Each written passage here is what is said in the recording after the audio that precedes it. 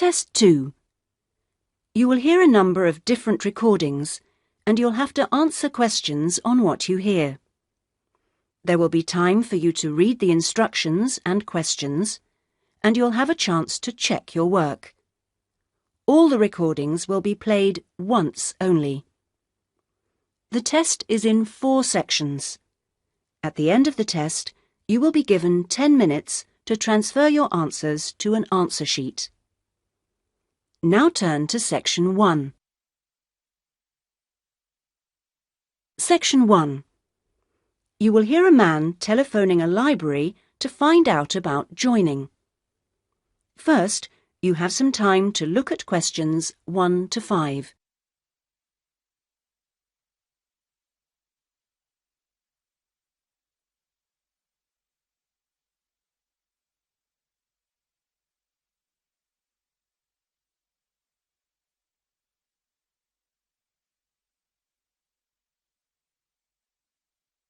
You will see that there is an example which has been done for you. On this occasion only, the conversation relating to this will be played first. Good morning, North College Library. How can I help you? I was wondering if it was possible to join the library. Are you a student at North College? No, I'm not, but someone told me it was possible to join even if I wasn't. That's right, it is. Are you over 18? That's our minimum joining age. Yes, I am. The minimum joining age is 18, so 18 years has been written in the space. Now we shall begin. You should answer the questions as you listen, because you will not hear the recording a second time. Listen carefully and answer questions 1 to 5. Good morning, North College Library. How can I help you? I was wondering if it was possible to join the library. Are you a student at North College? No, I'm not, but someone told me it was possible to join even if I wasn't. That's right, it is. Are you over 18? That's our minimum joining age. Yes, I am. That's no problem then. Could you tell me what I have to do to join? Well, you'll need to come into the library and fill out some forms.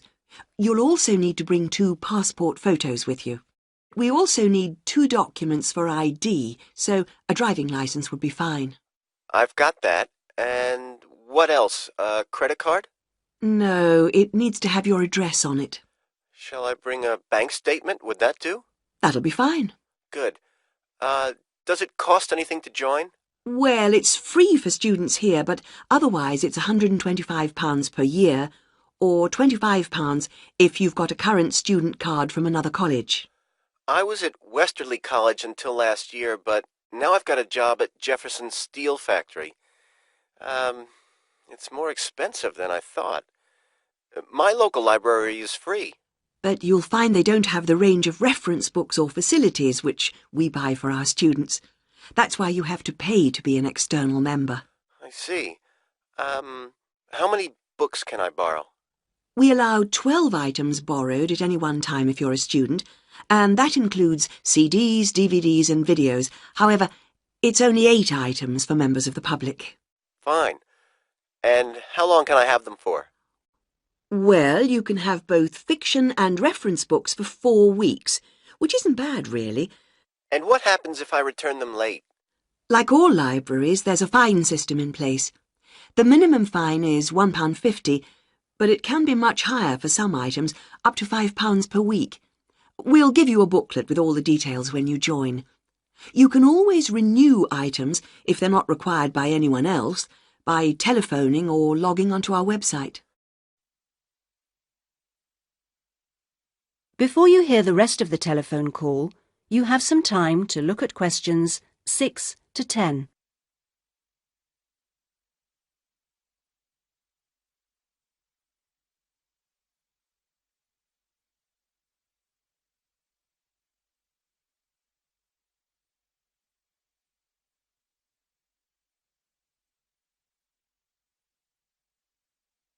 Now listen and answer questions 6 to 10.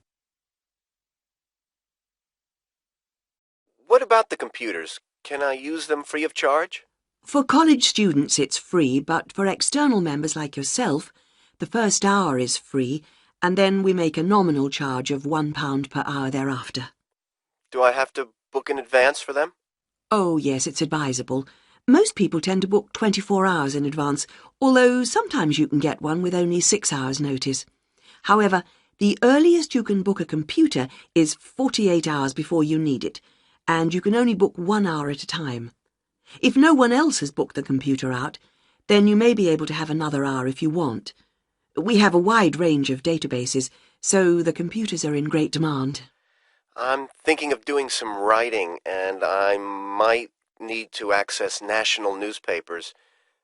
Do you have them on these databases? We do indeed. We've got all the big nationals, The Guardian and The Observer, The Independent, and The Times and Sunday Times. We've also got all the local papers and a wide selection of magazines. Excellent.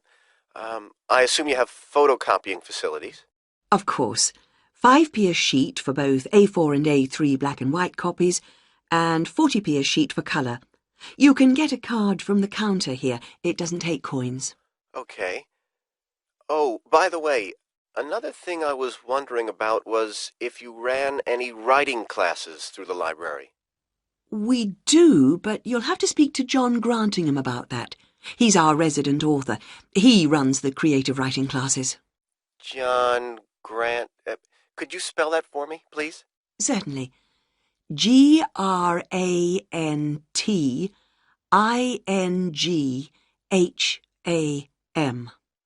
Are the classes here at the library? Yes, he's here on Thursday evenings. Oh, no, sorry, Friday. He's just changed it.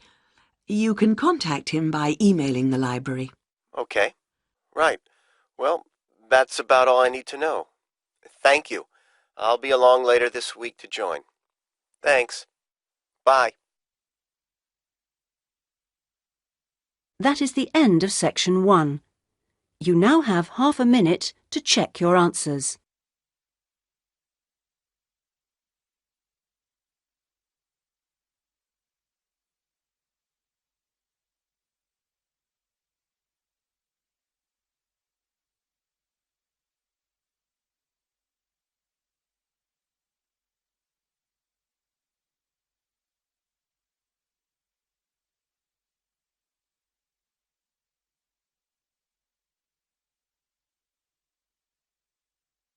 Now turn to section 2.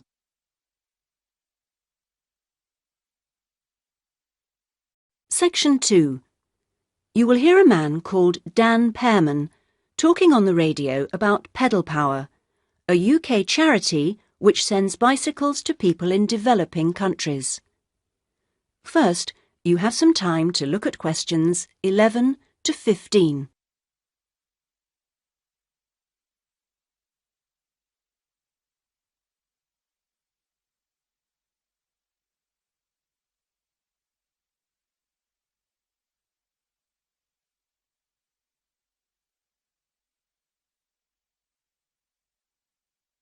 Now listen carefully and answer questions 11 to 15. My name's Dan Pearman, and I'd like to talk about the work of Pedal Power, a small charity based mainly in the UK. I'll be giving our contact details at the end, if anyone would like to find out more about how to support us. But first, how the charity began. I got the idea of exporting bicycles to developing countries while I was in Ecuador. I went there in 1993, just after graduating from university. After 3 years of studying, I wanted adventure. I loved travelling, so I decided to join a voluntary organisation and was sent to Ecuador to carry out land surveys. The project came to an end after 5 years, and when I returned to the UK in 1998, I started planning Pedal Power. Where I lived in Ecuador was a very rural area. My neighbour had the only bicycle in the village, whereas everyone else walked everywhere. My neighbour's business was unusually successful, and for years I couldn't understand why. Then I realised having a bike meant he could get where he wanted to go without much trouble. Other local carpenters could only accept jobs in a 3-kilometre radius, so no matter how skilled they were, they could never do as many jobs as my neighbour. At Pedal Power, we collect second-hand bikes in the UK and send them to some of the poorest regions in the world. When we distribute bikes overseas, we don't give them away for free.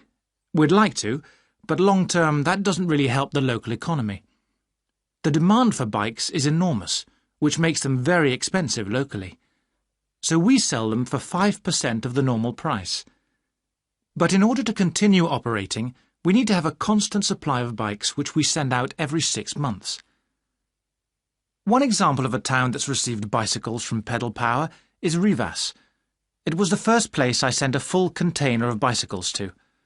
Most people there now own a bicycle. The local economy has developed so much you wouldn't recognise it as the same place. In fact, there are more bikes than on the streets of Amsterdam, if you've ever been there. But Pedal Power still needs your help. You may have read about some of our recent problems in the British media. In August 2000, we simply ran out of money. We had containers of bikes ready to send, but no money to pay the bills. It was a terrible situation. We managed to ensure the bikes went out on time, but the other problems carried on for several months. Before you hear the rest of the talk, you have some time to look at questions 16 to 20.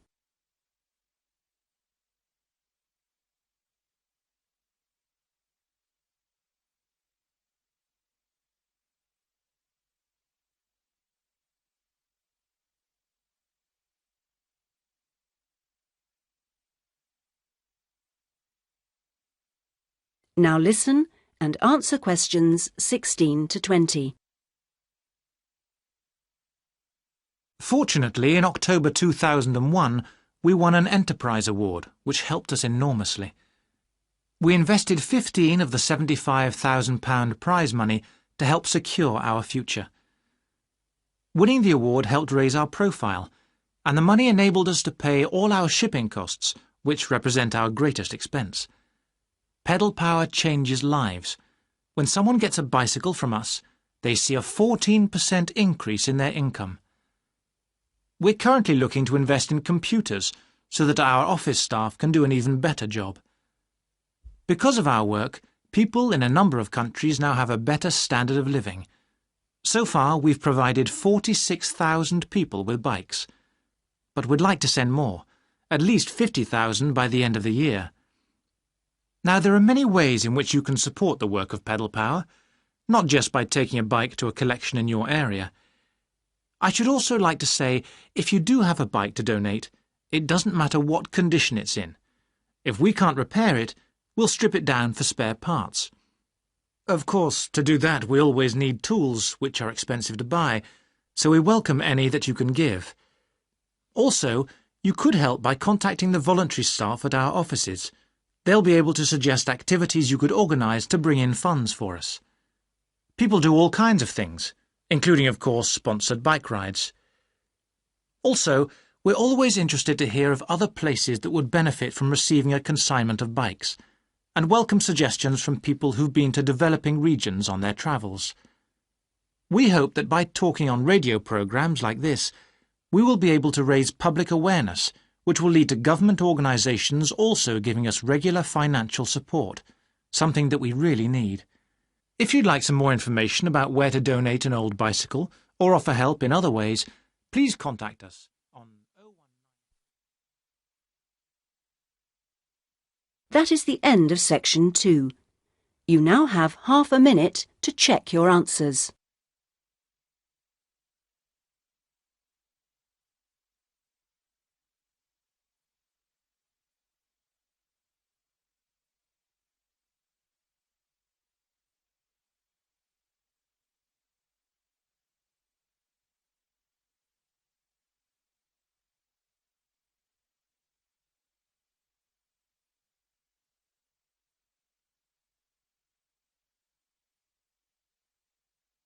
Now turn to section 3.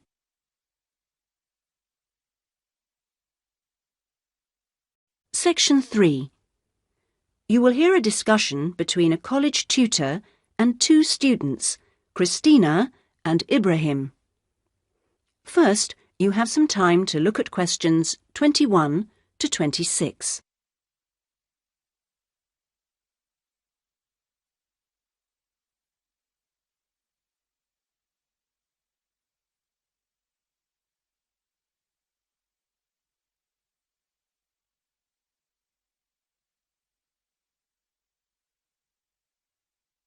Now listen carefully and answer questions 21 to 26. First of all, I'd just like to say, Christina and Ibrahim, that I really enjoyed watching your video about student life last week. And I could see that the rest of the group did too. You did really well, and I hope that you got a lot out of it. I'd like to use this tutorial as a feedback session where you reflect on the experience of doing the project. So, Christina, I was wondering, what did you enjoy most about making the video? I liked using the camera. Is it the first time you've operated one like that? Yes, it is. Well, the results were very good. Anything else? I also enjoyed visiting one of the British students we filmed. I'd never been inside a British home before. Okay, Christina, thanks. What about you, Ibrahim? What did you enjoy? Well, for me, it was a very good chance to get to know students who are on other courses, because everyone in our group is studying English, and we don't usually have much to do with the rest of the college. Yes, good. Do you think you'll maintain the contact now? Well, I hope so. I've invited 3 of them to have dinner with me next week. Great. If you haven't decided what to make yet, I can tell you they'll love trying Arab dishes. And, of course, it's good for your English, too. Christina, what did you find? What was the most useful aspect of the project from the point of view of the English practice?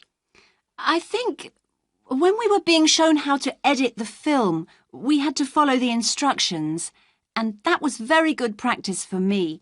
And I also learned some technical words that I hadn't heard before. What about you, Ibrahim? What was the most useful for your English? It was listening to the British students, because they don't speak as slowly as most of the tutors on our course.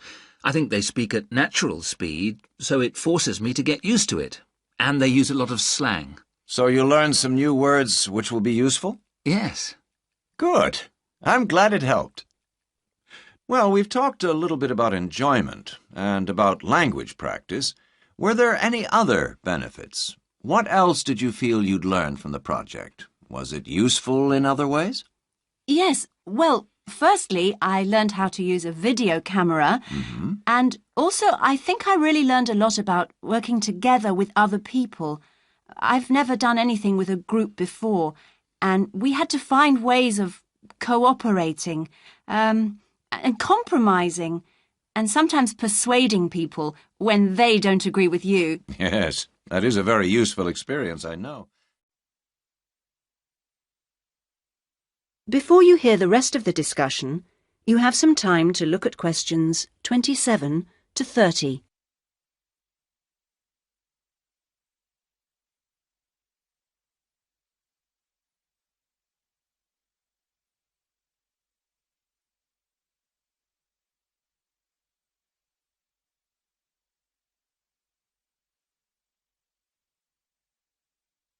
Now listen and answer questions 27 to 30.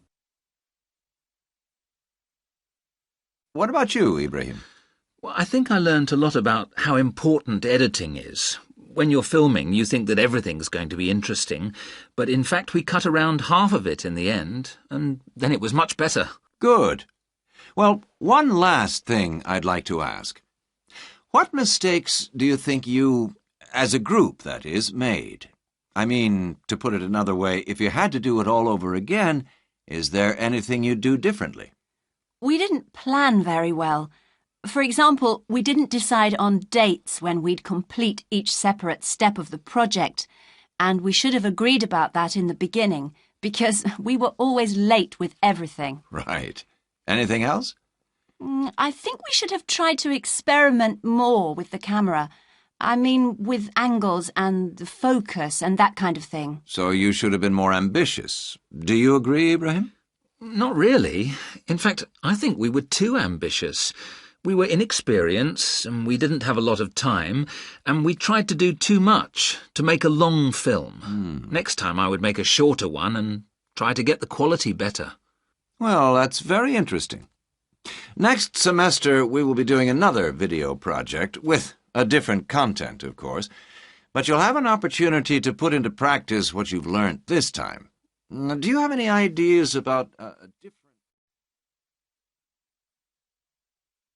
That is the end of section 3. You now have half a minute to check your answers.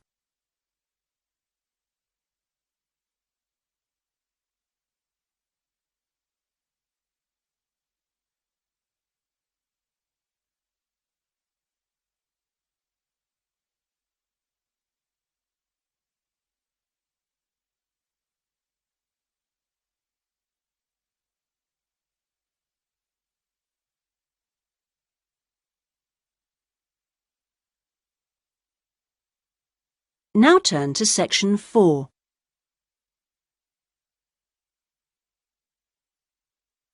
Section 4. You will hear a talk about scientific research in the continent of Antarctica.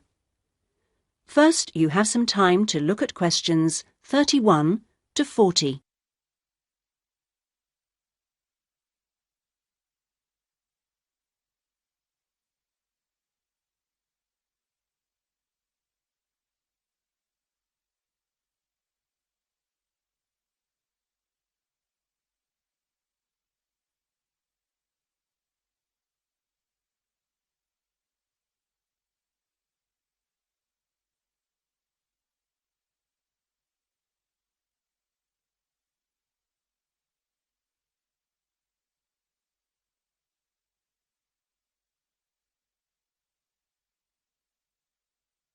Now listen carefully and answer questions 31 to 40.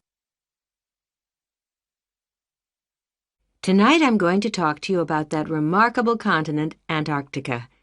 Remote, hostile, and at present uninhabited on a permanent basis.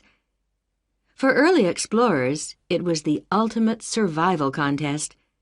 For researchers like me, it remains a place of great intellectual challenge, while for the modern tourist, it's simply a wilderness of great beauty. First, some facts and figures. Antarctica is a place of extremes, the highest, coldest, and windiest continent, and over 58 times the size of the UK. The ice cap contains almost 70% of the world's fresh water and 90% of its ice. But with very low snowfall, most of the continent technically falls unbelievably into the category of desert. Huge icebergs break off the continent each year, while in winter, half the surrounding ocean freezes over, which means its size almost doubles. Research and exploration has been going on in Antarctica for more than 200 years and has involved scientists from many different countries who work together on research stations. Here, science and technical support have been integrated in a very cost-effective way.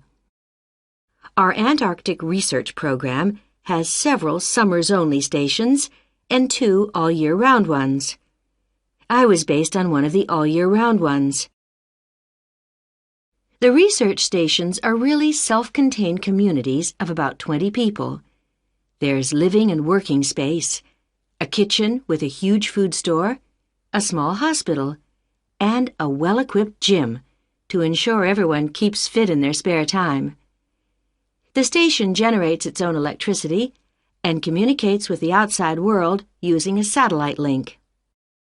Our station, 01, had some special features. It wasn't built on land, but on an ice shelf, hundreds of meters thick. Supplies were brought to us on large sledges from a ship 15 kilometers away at the ice edge.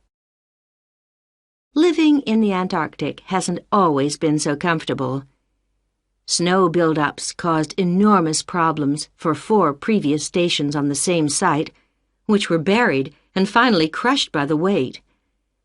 Fortunately, no one was hurt, but these buildings became a huge challenge to architects, who finally came up with a remarkable solution. the buildings are placed on platforms, which can be raised above the changing snow level on legs which are extendable.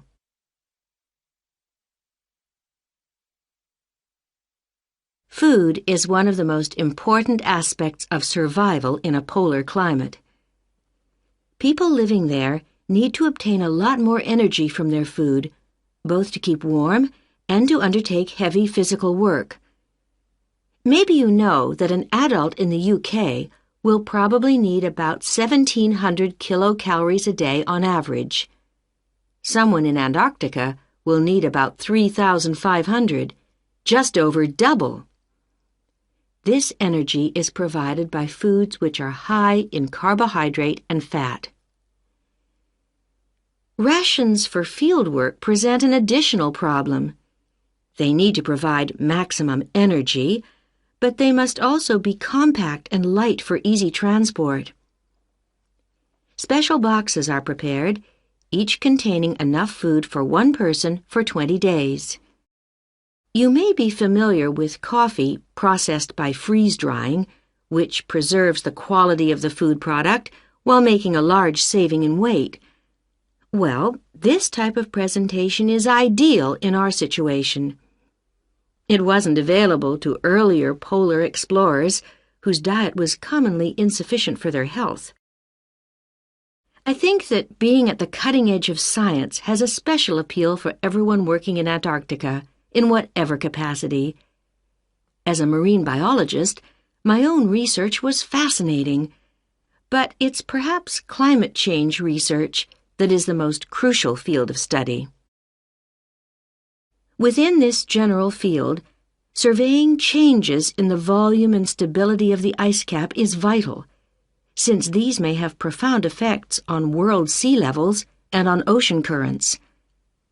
A second important area is monitoring the size of the hole in the ozone layer above Antarctica, since this is an indicator of global ultraviolet radiation levels.